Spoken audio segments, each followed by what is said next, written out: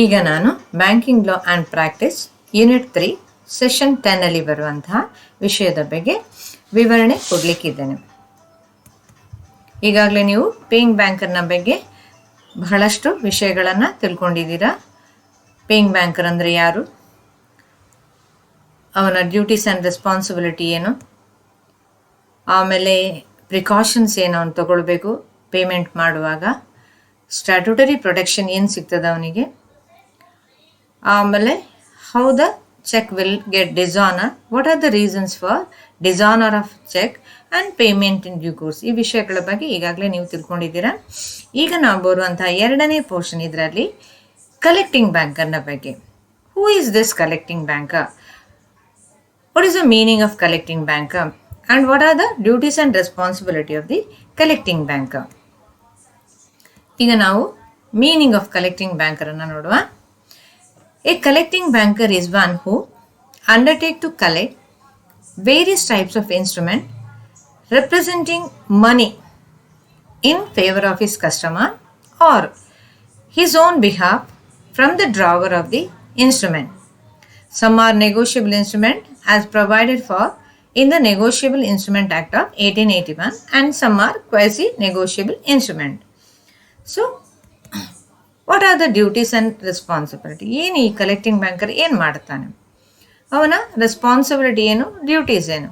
So first duty and responsibility of the collecting banker is to act as an agent. ಅಂದರೆ ಅವನು ಏಜೆಂಟಾಗಿ ಕಸ್ಟಮರ್ನ ಪರವಾಗಿ ಏನು ಕೆಲಸ ಮಾಡ್ತಾನೆ. ಏನಿದು, while collecting an instrument whether for credit to customer's account or for himself, ಅವನಿಗೋಸ್ಕರ the banker work as an agent of his customer. ಅವನ ಪರವಾಗಿ ಏನು ಏಜೆಂಟಾಗಿ ಕೆಲಸ ಮಾಡ್ತಾನೆ.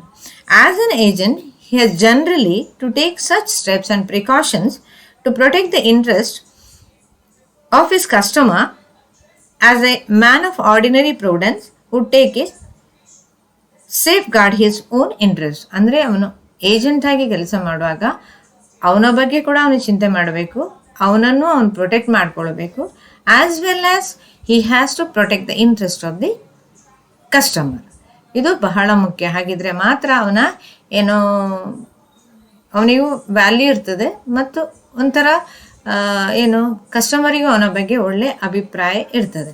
So okay, we can go to the bank and he will the collecting banker will do his work on his behalf. ಈ ಥರ ಒಂಥರ ಅವರಿಗೊಂದು ಒಳ್ಳೆ ಅಭಿಪ್ರಾಯ ಬರ್ತದೆ. ಆದ ಕಾರಣ it is a duty of the collecting banker to take interest on customer as well as himself also. ಎರಡನೇದು validity of the title. Usual ಆಗಿ ಟೈಟಲ್ ಯಾವುದು, ಚೆಕ್ ಯಾವುದೇ ಒಂದು ಇನ್ಸ್ಟ್ರೂಮೆಂಟ್, ಅದಕ್ಕೆ ವ್ಯಾಲಿಡಿಟಿ ಇರಬೇಕು. ಆ ವ್ಯಾಲಿಡಿಟಿ ಕಳೆದ ಮೇಲೆ ಚೆಕ್ಕನ್ನು ಪ್ರೆಸೆಂಟ್ ಮಾಡುವ ಹಾಗೆ ಇಲ್ಲ. So that is why before accepting of cheque for collection on behalf of the customer he should examine the validity of the title of the customer to the check. ಅದಕ್ಕೆ validity ಇದೆಯಾ ಇಲ್ಲ ಅನ್ನೋದನ್ನು ಅವನು guarantee ಮಾಡಬೇಕು. ಒಂದು ವೇಳೆ ಅದು invalid ಅಂದರೆ ಡೇಟ್ ಬಾರ್ ಆಗಿದೆ ಅಂತಂದರೆ ಅದನ್ನು ಅವನು ಏನು ಆಕ್ಸೆಪ್ಟ್ ಮಾಡುವ ಹಾಗೆ ಇಲ್ಲ collecting bank. So during the year 2012 RBI ಒಂದು ಗೈಡ್ಲೈನ್ಸ್ ಕೊಟ್ಟಿತ್ತು. ಏನಂತಂದರೆ the validity of the period of validity of the cheque ಅಥವಾ pay order or bank cheque reduce from 6 months to 3 months from the date of issue. ಅಂದರೆ ಪ್ರತಿಯೊಂದು ಈ negotiable instrument ಏನಿದೆಯೋ, cheque ಅಥವಾ pay order ಏನಿದೆಯೋ ಅದಕ್ಕೆ ವ್ಯಾಲಿಡಿಟಿ 3 ತಿಂಗಳು ಮಾತ್ರ. ಅನಂತರ ಅದನ್ನು ಪ್ರೆಸೆಂಟ್ ಮಾಡಿದರೆ ಅದಕ್ಕೆ ವ್ಯಾಲಿಡಿಟಿ ಇಲ್ಲ. Next one is about scrutinising the instrument. ಅಂದರೆ ಇನ್ಸ್ಟ್ರೂಮೆಂಟನ್ನು ಸರಿಯಾದ ರೀತಿಯಲ್ಲಿ ಅವನು ಯಾರು ಕಲೆಕ್ಟಿಂಗ್ ಬ್ಯಾಂಕ್ ಅವನಿಗೆ ಬಂದ ಚೆಕ್ಗಳನ್ನು ಅವನು ಸರಿಯಾದ ರೀತಿಯಲ್ಲಿ ಅವನು ಸ್ಕ್ರೂಟಿನೈಸ್ ಮಾಡಬೇಕು. ಅಂದರೆ ಏನು ಅಂದರೆ name of the holder, branch name, date, amount in words and figure, any cuttings ಅಂದರೆ ಏನಾದರೂ ಕರೆಕ್ಷನ್ಸ್ ಮಾಡಿದರೆ, ವಿದೌಟ್ ಸಿಗ್ನೇಚರ್, ಮೆಟೀರಿಯಲ್ ಆಲ್ಟ್ರೇಷನ್ ಇದ್ದರೆ, of any two B checked ಕೇರ್ಫುಲ್ಲಿ. ಅವನು ಏನು ಮಾಡಬೇಕು, ಇನ್ಸ್ಟ್ರೂಮೆಂಟಿನ ಪ್ರತಿಯೊಂದು ವಿಷಯಗಳನ್ನು ಕೂಡ ಅವನು ಸರಿಯಾದ ರೀತಿಯಲ್ಲಿ ಚೆಕ್ ಮಾಡಬೇಕು. Next one is about checking the endorsement. ಇದು ಕೂಡ ಅವನ ಡ್ಯೂಟಿ. ಏನಂದರೆ ಎಂಡೋರ್ಸ್ಮೆಂಟ್ ಅಂದರೆ ಏನು, signing the back side of the instrument. ಒಂದು ಚೆಕ್ಕನ್ನು ನಾವು ಕೊಡುವಾಗ ಏನು ಮಾಡ್ತೇವೆ, ಸೆಲ್ಫ್ ಚೆಕ್ ಇದ್ದರೆ ಯಾರ ಮುಖಾಂತರ ಅದನ್ನು ಕಳಿಸೋದಿದ್ರೆ ಅವಾಗ ಅವನು ಕೂಡ ಒಂದು ಏನು ಮಾಡಿರಬೇಕು, ಸಿಗ್ನೇಚರ್ ಆಗಿರ್ಬೇಕು. ಅದರಲ್ಲಿ ಯಾರನ್ನ ಕಳಿಸ್ತೀರಾ ಆ ವ್ಯಕ್ತಿಯ ಸಿಗ್ನೇಚರ್ ಕೂಡ ಆಗಬೇಕು. So that is the meaning of signing the back side of the instrument is called as a endorsement. ಅದು ಸರಿಯಾದ ರೀತಿಯಲ್ಲಿ ಇದೆಯಾ ಇಲ್ಲೋ ಅನ್ನೋದನ್ನು ನೋಡಬೇಕು. It is the responsibility of the collecting bank has to check the instrument whether it has been endorsed properly or not. ಸರಿಯಾದ ರೀತಿಯಲ್ಲಿ ಅದು ಎಂಡೋಸ್ಮೆಂಟ್ ಆಗಿದೆ ಇಲ್ಲೋದನ್ನು ಅವನು ನೋಡಬೇಕಾಗ್ತದೆ. Next one is presenting the instrument in due course. ಯಾವಾಗ ಅದನ್ನು present ಮಾಡಬೇಕೋ ಆವಾಗಲೇ ಮಾಡಬೇಕು, ಯಾರಿಂದ ಮಾಡೋದಲ್ಲ ಅಥವಾ ಥೆಫ್ಟಿಂದ ಮಾಡಿಸೋದು ಹಾಗಲ್ಲ. ಅದಕ್ಕೊಂದು ಸಂದರ್ಭಗಳಿದೆ, ಎಲ್ಲಿ ಅದನ್ನು ಪ್ರೆಸೆಂಟ್ ಮಾಡಬೇಕು ಅಲ್ಲೇ ಪ್ರೆಸೆಂಟ್ ಮಾಡಬೇಕು, ಆಮೇಲೆ ಸರಿಯಾದ ಸಂದರ್ಭದಲ್ಲೇ ಮಾಡಬೇಕಾಗ್ತದೆ. That he has to see. Next one, collecting the proceeds in the pays account. So here it is a duty of the collecting banker to collect and credit the proceedings of the instrument to the proper or correct account. ಎಲ್ಲಿ ಆ account ತಲುಪಬೇಕು, ಯಾರಿಗೆ ತಲುಪಬೇಕು ಅದು ಅವರಿಗೆ ತಲುಪೋ ಹಾಗೆ ಏನು ಮಾಡಬೇಕು, ಕಲೆಕ್ಟಿಂಗ್ ಬ್ಯಾಂಕರ್ ನೋಡಬೇಕು. So it is the duty of the collecting banker to collect the proceeds in the payee's account only, not somebody's account.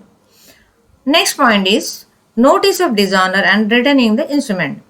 If the check is under the situation of notice of dishonor, so ಒಂದು ವೇಳೆ ಆ ಚೆಕ್ಕಿನ ಜೊತೆಗೆ notice of dishonour ಬಂದಿದೆ ಅಥವಾ ಅದಕ್ಕೆ ಸಂಬಂಧಪಟ್ಟಂತಹ notice of dishonour ಬಂದಿದ್ರೆ ಕಲೆಕ್ಟಿಂಗ್ ಬ್ಯಾಂಕರ್ ಅದನ್ನು ಕಲೆಕ್ಟ್ ಮಾಡಿ ಕೊಡುವ ಹಾಗೆ ಇಲ್ಲ. ಅವನೇನು ಮಾಡಬೇಕು, in the mean time if he receive the notice of dishonour regarding the cheque, he has to return the same to the concern party.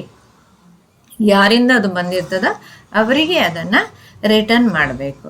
That is why notice of dishonour, if the collecting banker received in time, he has to return the instrument in time. Other than this duties and responsibility, the minor general duties of the collection banker are as follows. ಏನು main duties ಅಲ್ಲದೆ ಅವನದು ಸಾಮಾನ್ಯ ಕರ್ತವ್ಯಗಳು ಏನಂತಂದರೆ, first one, he should undertake the collection of check, draft, bill, etc. only for his customer. ಅವನೇನು ಮಾಡಬೇಕು, ಅವನಿಗೆ ಬಂದಂತಹ check, draft, bill ಏನಿದ್ರು ಕೂಡ ಆ ಕಸ್ಟಮರ್ನ ಪರವಾಗಿ ಅವನು ಅದನ್ನು ಕಲೆಕ್ಟ್ ಮಾಡುವಂಥ ಏನೋ ಒಂದು ಕ್ರಮವನ್ನು ಕೈಗೊಳ್ಳಬೇಕು. he should undertake the collection of checks, draft, bills, etc. only for his customer. ಬೇರೆಯವರು ಅದನ್ನು ಮಾಡಲಿಕ್ಕೆ ಬರುವುದಿಲ್ಲ. Next one, before opening an account in the name of new customer, he should insist satisfaction introduction of the customer. ಸಾಮಾನ್ಯವಾಗಿ ಏನಿರ್ತದೆ, ಬ್ಯಾಂಕ್ಗಳಲ್ಲಿ account open ಮಾಡುವಾಗ ಅವನು ಹೊಸ ಕಸ್ಟಮರ್ ಆಗಿದ್ದರೆ ಅವನನ್ನು ಆ ಬ್ಯಾಂಕಲ್ಲಿ ಆಲ್ರೆಡಿ ಯಾರು ಅಕೌಂಟ್ ಓಪನ್ ಮಾಡಿರ್ತಾರೋ, ಹಳೆ ಕಸ್ಟಮರ್ ಯಾರು ಇರ್ತಾರೋ ಅವರಿಂದ ಈ ಹೊಸ ಕಸ್ಟಮರ್ನ ಇಂಟ್ರಡಕ್ಷನ್ ಆಗಬೇಕು. ಅವನ ಸಿಗ್ನೇಚರ್ ಕೂಡ ಆಗಬೇಕು. ಇಂಟ್ರೊಡ್ಯೂಸರ್ ಅಂತ ಇದೆ, ಅದರಲ್ಲಿ ಸಿಗ್ನೇಚರ್ ಮಾಡಬೇಕಾಗ್ತದೆ. ಅದ ಕಾರಣ collecting banker has to see that it is the duty of the collecting banker to see that before opening an account in the name of a new customer, he should insist satisfaction introduction of the customer. Next duty, before accepting a check for collection, he should examine the validity of the title of the customer to the check. ಅದು ಎಷ್ಟು, how long it will be valid, ಎಷ್ಟು ಸಮಯಗಳ ತನಕ ಅದಕ್ಕೆ validity ಇದೆ ಅನ್ನೋದನ್ನು ಅವನು ನೋಡಬೇಕಾಗ್ತದೆ. ಯಾರು, collecting banker. It is his duty to see that, or he should examine the validity of the title of the customer to the check. ಇನ್ನೇನು ಹೇಳ್ತಾನಂದರೆ, what is his duties? he should see that check is not presented for collection under any suspicious circumstances. ಯಾವುದೇ ಸಂದರ್ಭದಲ್ಲಿ ಸಂಶಯಕ್ಕೆ ಆಸ್ಪದ ಕೊಡದಂತಹ ಸ್ಥಿತಿಯಲ್ಲಿ ಅವನು collect ಮಾಡಬೇಕು. ಒಂದು ವೇಳೆ ಅವನಿಗೆ ನೋಡಿದ ತಕ್ಷಣ ಇದರಲ್ಲಿ ಏನೋ ಅವನಿಗೆ ಡೌಟ್ ಬಂದರೆ ಅದನ್ನು ಅವನು ಏನು ಮಾಡಿ ಕಲೆಕ್ಷನ್ ಮಾಡುವ ಹಾಗೆ ಇಲ್ಲ. ಅದನ್ನು ಹಾಗೆ ಇಟ್ಕೊಳ್ಬೋದು, ಆಮೇಲೆ ಪೇಯಿಂಗ್ ಬ್ಯಾಂಕರಿಗೆ ಅದನ್ನು ಕಳಿಸಿ ಕೊಡ್ಬೋದು ಅವನಿಂದ ಬಂದಿದ್ದರೆ. ಇಲ್ಲಾಂದರೆ ಕಸ್ಟಮರನ್ನೇ ಕರೆದು ಈ ಏನೋ ಇದಕ್ಕೆ ಕ್ಲಾರಿಫಿಕೇಶನ್ ಕೊಡು ಅಂತ ಕೂಡ ಕೇಳ್ಬೋದು. So he should see that check is not presented for collection under any suspicious circumstances. ಯಾವುದೇ ಸಂದರ್ಭದಲ್ಲಿ ಅದು ಚೆಕ್ ಕಲೆಕ್ಷನ್ ಬಂದಾಗ ಅದು ಸಂಶಯಕ್ಕೆ ಆಸ್ಪದ ಕೊಡುವಂಥ ಸಂದರ್ಭ ಆಗಿರಬಾರ್ದು. Next duty ಅನ್ನೋನು before accepting a cheque for collection he should examine the correctness of all endorsement on the cheque. So ಯಾರೆಲ್ಲ ಎಂಡೋರ್ಸ್ಮೆಂಟ್ ಸೈನ್ ಮಾಡಿರ್ತಾರೋ ಬ್ಯಾಕ್ ಸೈಡಲ್ಲಿ ಅವು ಎಲ್ಲವನ್ನ ಅವನು ಎಕ್ಸಾಮಿನ್ ಮಾಡಬೇಕಾಗ್ತದೆ. ಈಗ ಒಬ್ಬರಿಂದ ಕೊಟ್ಟದ್ದು ಇನ್ನೊಬ್ಬರಿಗೆ ಹೋಗಬಾರ್ದು ಅಂತ ಏನಿಲ್ಲ. ಒಂದೇ ಚೆಕ್ಕು 2 ಎಂಡೋರ್ಸ್ಮೆಂಟ್ ಆಗಿರ್ಬೋದು. ಅದನ್ನು ಅವನು ಸರಿಯಾದ ರೀತಿಯಲ್ಲಿ ಏನೋ ಪರೀಕ್ಷೆ ಮಾಡಬೇಕು. ಇದು ಸರಿ ಉಂಟಾ ಇಲ್ವಾ, ಇದು ಕರೆಕ್ಟ್ ಪರ್ಸನ್ಗೆ ಹೋಗಿದಾ ಇಲ್ವಾ, ಅಥವಾ ಸಿಗ್ನೇಚರ್ ಆಗಿದಾ ಇಲ್ವಾ ಅನ್ನೋದನ್ನು ಅವನು ನೋಡಬೇಕಾಗ್ತದೆ. ಯಾಕಂದರೆ ಎಂಡೋರ್ಸಿಗಳದ್ದು ಸಿಗ್ನೇಚರ್ ಸಾಮಾನ್ಯವಾಗಿ ಕಲೆಕ್ಟಿಂಗ್ ಬ್ಯಾಂಕರಲ್ಲಿ ಇರುವುದಿಲ್ಲ. ಅದ ಕಾರಣ ಅವನಿಗೆ ಅದರಲ್ಲಿ ಬಗ್ಗೆ ಏನೇ ಸಂಶಯ ಬಂದರೂ ಕೂಡ ಅವನು ಅದನ್ನು ಸರಿಯಾದ ರೀತಿಯಲ್ಲಿ ಎಕ್ಸಾಮಿನ್ ಮಾಡಿ ಮತ್ತೆ ಆಕ್ಸೆಪ್ಟ್ ಮಾಡಿ ಕಲೆಕ್ಷನ್ಗೆ ಕೊಡಬೇಕಾಗ್ತದೆ. Next point, if a cheque payable to a principal, a firm, a joint stock company or a trust, he should make proper enquiry about the collection of the check of the party. ಈಗ ಒಂದು ವೇಳೆ ಯಾವುದೇ check principal ಹೆಸರಲ್ಲಿ ಬಂದಿರ್ಬೋದು, firm ಹೆಸರಲ್ಲಿ ಬಂದಿರ್ಬೋದು, joint stock company ಹೆಸರಲ್ಲಿ ಇರ್ಬೋದು, ಅಥವಾ ಟ್ರಸ್ಟ್ ಹೆಸರಲ್ಲಿ ಇರ್ಬೋದು. ಯೂಶ್ವಲಾಗಿ ಏನಿರ್ತದಂದರೆ ಪ್ರಿನ್ಸಿಪಾಲ್ ಹೆಸರಲ್ಲಾದರೆ ಬಂದರೆ ಅದರಲ್ಲಿ ಹೆಚ್ಚಿನ ಒಂದು ಸಿಗ್ನೇಚರ್ಗಳು ಒಂದೇ ಸಿಗ್ನೇಚರ್ ಇರ್ತದೆ. ಬಟ್ ಫರ್ಮ್ ಅಂತಂದರೆ ಅದರಲ್ಲಿ ಪಾರ್ಟ್ನರ್ಶಿಪ್ ಫರ್ಮ್ ಆದರೆ ಇಬ್ಬರ ಸಿಗ್ನೇಚರ್ ಅವಶ್ಯಕತೆ ಇರ್ತದೆ. ಜಾಯಿಂಟ್ ಸ್ಟಾಕ್ ಕಂಪನಿಲಿ ಡೈರೆಕ್ಟರ್ಸಿದ್ದು ಸಿಗ್ನೇಚರ್ ಬೇಕಾಗ್ತದೆ. ಟ್ರಸ್ಟಿಗಳಲ್ಲಿ ಕೂಡ ಹಾಗೆ ಇಬ್ಬರು ಟ್ರಸ್ಟಿಗಳ ಸಿಗ್ನೇಚರ್ ಬೇಕಾಗ್ತದೆ. ಅದ ಕಾರಣ ಅದನ್ನು ನೋಡ್ಬೇಕು, ಅವನೇನೋ ಸಿಗ್ನೇಚರ್ ಇದೆಯಾ ಇಲ್ವಾ. ಈಗ ಕೆಲವು ಜಾಯಿಂಟ್ ಅಕೌಂಟ್ ಹೋಲ್ಡಿಂಗಲ್ಲಿ ಏನಿರ್ತಂತಂದರೆ, ಈಗ ಹಸ್ಬೆಂಡ್ ಆ್ಯಂಡ್ ವೈಫ್ ಆದರೆ ಕೆಲವು ಸಂದರ್ಭದಲ್ಲಿ ಇಬ್ಬರಿಗೂ ಹೋಗಲಿಕ್ಕೆ ಸಾಧ್ಯ ಇಲ್ಲ ಅಂತಂದರೆ ಒಬ್ಬರ ಸಿಗ್ನೇಚರ್ ಸಾಕಾಗ್ತದೆ. ಬಟ್ ಇಲ್ಲಿ ಹಾಗೆ ಆಗೋದಿಲ್ಲ. ಇನ್ನು ಫರ್ಮ್, ಜಾಯಿಂಟ್ ಸ್ಟಾಕ್ ಕಂಪನಿ ಅಥವಾ ಟ್ರಸ್ಟಲ್ಲಿ depending upon the rules and regulations of the bank ಒಬ್ಬನ ಸಿಗ್ನೇಚರ್ ಸಾಕು ಅಂತ ಇದ್ದರೆ ಓಕೆ, ನೋ ಪ್ರಾಬ್ಲಮ್. ಬಟ್ ಇಬ್ಬರ ಸಿಗ್ನೇಚರ್ ಬೇಕು ಅಂತಂದರೆ ಇಬ್ಬರ ಸಿಗ್ನೇಚರು ಕೂಡ ಆ ಪರ್ಟಿಕ್ಯುಲರ್ ಚೆಕ್ಕಲ್ಲಿ ಹಾಕಿರ್ಬೇಕು. Otherwise the bank will not allow to draw the amount, ಅಥವಾ ಏನು ಕಲೆಕ್ಷನ್ಗೆ ಅದನ್ನು ಒಪ್ಪಿಕೊಳ್ಳೋದಿಲ್ಲ. That's why a cheque payable to principal, firm, joint stock company or a trust, he should make proper inquiry about the collection of check of the party. Next one, as no protection is available to the collecting banker in respect of uncrossed check, the collecting banker should first get them crossed by the customer and then accept them for collection. ಈಗ ಇಲ್ಲಿ ಹೇಳ್ತದೆ ಏನಂತಂದರೆ ಅನ್ಕ್ರಾಸ್ಡ್ ಚೆಕ್ಕಲ್ಲಿ collecting ಬ್ಯಾಂಕರಿಗೆ ಏನು protection ಸಿಗೋದಿಲ್ಲ ಅಂತೇಳಿ. Of course ಆಗಿರ್ಬೋದು.